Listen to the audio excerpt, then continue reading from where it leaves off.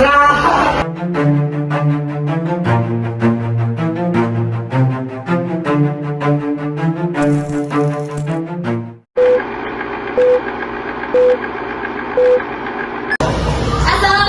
warahmatullahi wabarakatuh. Waalaikumsalam warahmatullahi wabarakatuh. Selamat kami dari kelompok 6. Berdirinya kami di sini kami akan menampilkan drama sejarah bertemakan perang di Ponorogo. Sebelumnya perkenalkan nama saya Sifania sebagai narator, saya Diana sebagai kalimator. Saya semua sebagai pangeran di Ponorogo. Saya sebagai Buset dan Oke, tanpa perlu berlama-lama lagi, mari kita saksikan drama kami. Siapa penggawa dalam bandar? Dimulai sejak kedatangan Martai dari Imam William Dendo di Batavia pada tanggal 5 Januari 1808. Ia mengubah etika dan tata upacara lain yang menyebabkan kebencian dari pihak Keraton. Selain itu, ia juga memaksa pihak Keraton untuk membangun jalur antara Anyar hingga Panarukan. pembangunan jalan ini harus segera dilakukan. Dari Anyar hingga Panarukan harus segera dilaksanakan. Tidak bisa sebelum ada keputusan dari kami, pilih saja jalur lain. Tapi jalur ini yang saya mau. Kedua belah pihak pun sama-sama bersikeras untuk mempertahankan. Keesokan harinya, Jenderal pun datang kembali untuk menemui Saratobi.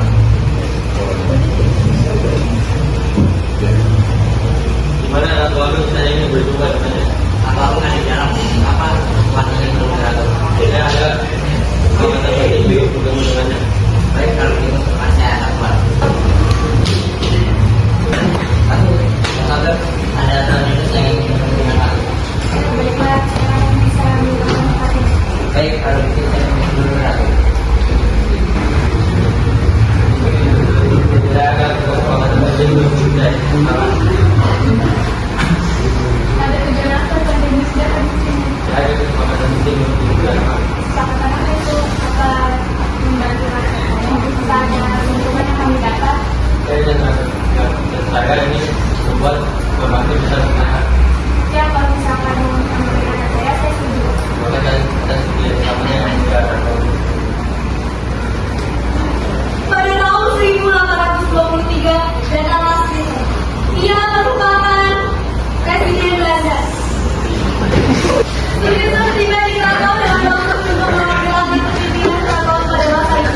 Saat tiba di Keraton, Silinder pun menemui Hamengkubuwono untuk membicarakan tentang pergantian kepimpinan Keraton. Baik, aman ini mengatakan dari siapa itu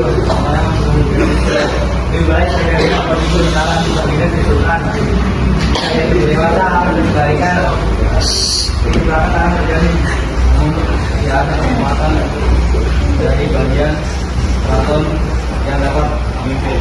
Gimana Nogoro dari wali mana bisa seperti itu?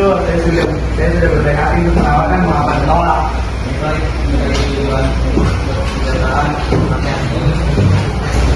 Lalu pada saat masa kepimpinan Silinder, ia membuat rakyat menjadi menderita.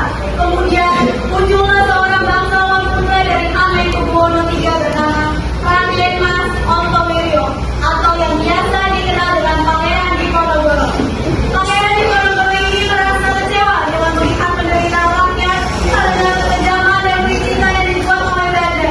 Dari situ mulailah Pangeran Diponegoro menentang dominasi Belanda.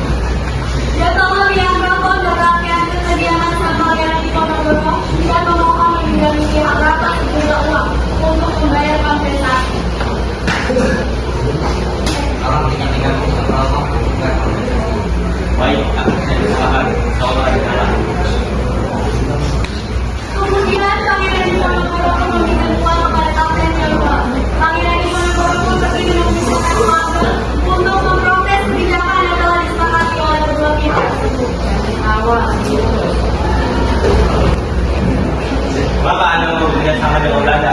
Dengan saya memberikan kompensasi tersebut, Belanda akan mempersembahkan kita.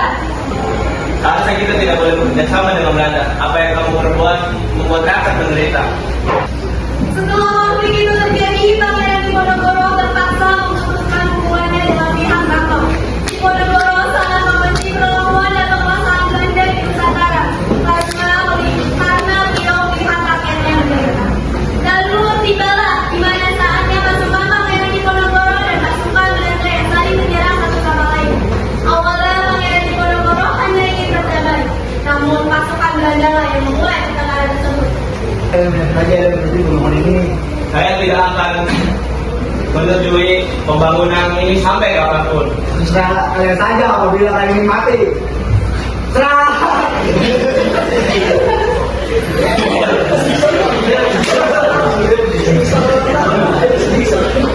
Lalu berambut semakin memanas, kemudian rakyat satu-satu telah gugur di medan perang. Hingga hanya Pangeran Diponegoro yang tersisa. Pihak Belanda kemudian berencana untuk menangkap Pangeran Diponegoro dan membawanya ke markas mereka. Oh gila.